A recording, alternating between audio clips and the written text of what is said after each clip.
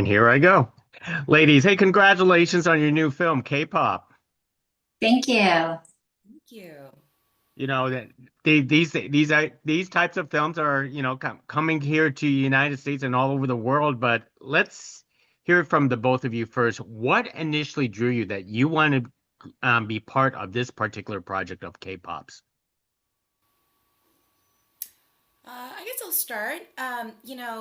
When the project came to me, originally they asked me to read for the role that is now played by Cathy Shim, and I remember my thought up top was, I can't do that Korean. I can't do it. I can't do it. But I remember something that really that I the moment was me going, well, I hope there's another role I could play. I would love this. Like, how many times do you get a very specific K-pop movie like this? And then a couple weeks later, they asked me to read for Yeji, who I now play.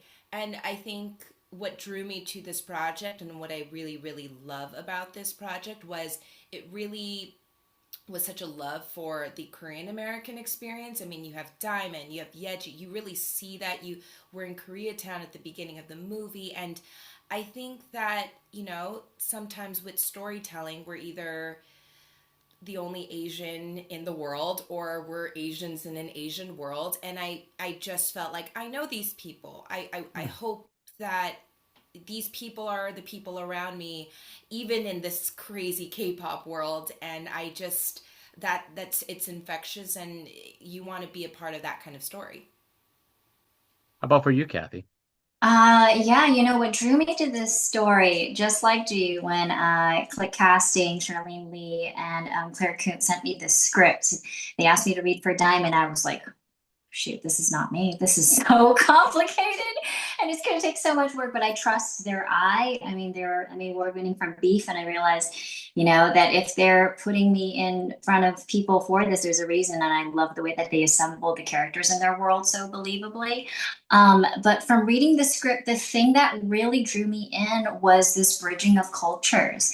The African American experience, the Korean American experience, the Korean culture as well, and the K-pop of it all.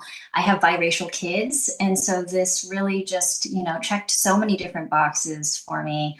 And also this, being this, it's also a coming of age story for this dad, where he has to make a decision when his dreams that are everything for him, that pivot point that happens where now his son's dreams matter more than his. So many things that drew me to this story. I'm very, very proud of it and happy to be a part of it. Now, I have to ask about K-pop itself because it has been blown up in the past for many years now, and I don't know which generation. We're not going to say which generation you are, but what is your honest opinion about K-pop? So I'm going to start with Kathy first because I want to say this is technically your second K-pop project. Yeah, yeah. This is a very odd beginning, but in 1998, I actually went to Korea with Jung Jae-yoon of Solid to be in a three-girl group and with members of As One. That did not work out for me, but to be in Korea 26 years later, shooting a movie called K-Pops was just an absolute full circle dream come true moment. How about for you, Gina? I grew up listening to K-pop. I mean, I'm a daughter of immigrants and they don't know what the Spice Girls are. So on one hand, I felt like my taste was like specific and no one around me at school knew who SES was or like, but I love them. They were it's so, that's what I grew up on. I went to high school. I went to predominantly Asian school. People knew K-pop. So, where it is now I can't believe how big it's become. And what, what is, what's really exciting about that, growing up in a world where K-pop was such a big deal, no one knew what I was talking about. One, it's very validating to be like, haha, they were cool before they were cool. But on the other hand, it makes my little Korean heart very excited, right? I mean, on one hand, I go, why is this person singing in Korean at me? They don't know Korean. Like, how are they how are they enjoying this? But I watched the Bad Bunny Super Bowl half hour. Like, I was like, I get it. I don't need to understand a language to really appreciate the joy and the culture. And I was like, you can enjoy. That is the whole point of music. It's not to memorize the lyrics and be able to say it out loud. It's to bring people together to experience universal emotions together in a very wonderful, joyous way. Yeah, music transcends all boundaries. It's all cultures, even time, right? I mean, like who doesn't love a little bit of Mozart every now and then, right? Very, very true. And coincidentally, I am Thai. So now I don't know where you're based out of, but what was it like, doing the filming production in Korea, for yourself, Ji Young? What's funny is right when we landed, I flew into to Korea with Cathy, and Cathy like came over to me, and I live in LA. I'm from LA, and she came over. She's like, is it like, are you feeling it? Like, are you like you First, were asking me like, do you feel it? Like, do you is your blood like feeling yeah, the it was her first time. ancestors Yeah. calling? And I said, no, it kind of looks like Koreatown to me, and you know, it is. I, I'm so grateful to have grown up in LA, to experience, to have this beautiful Koreatown in LA, because so much of the Koreanness of being like, we're Korean, we don't need a sweet green here, we're here to stay, we exist, we're Americans. Like, I love that because it made me realize that I didn't totally lose out on identifying with my culture. There's so much of it in where I live, but it's also wonderful. Like, Korea is fantastic.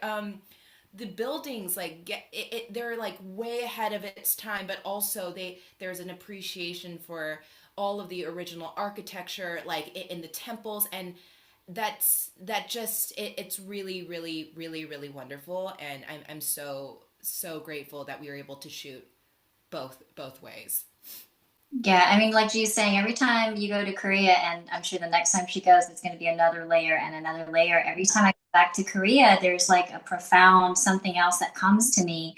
And, shooting this movie, there was this moment, we were on the rooftop of Hotel Anteroom, and it was myself and Kevin Wu, and it was this beautiful nighttime cityscape before us, from like Namsan Tower to Hanggang, everything. You see the whole vast cityscape of Korea.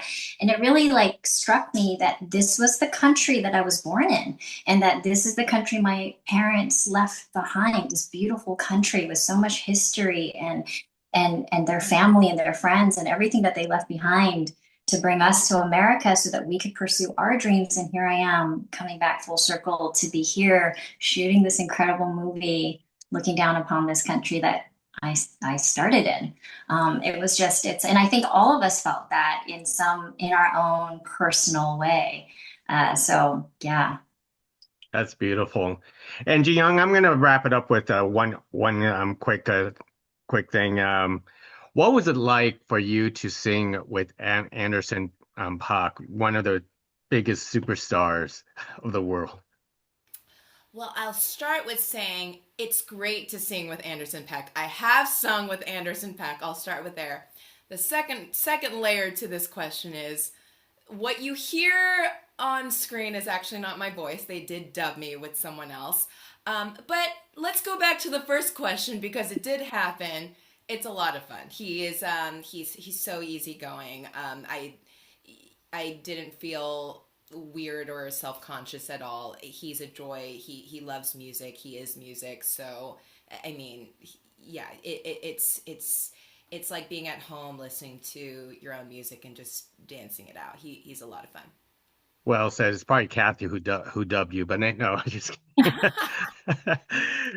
Anyways, ladies, thank you very much for speaking to us about K-pop. It is a very enjoyable film. Everyone needs to check it out. Thank you. Thank Thank you, you. guys.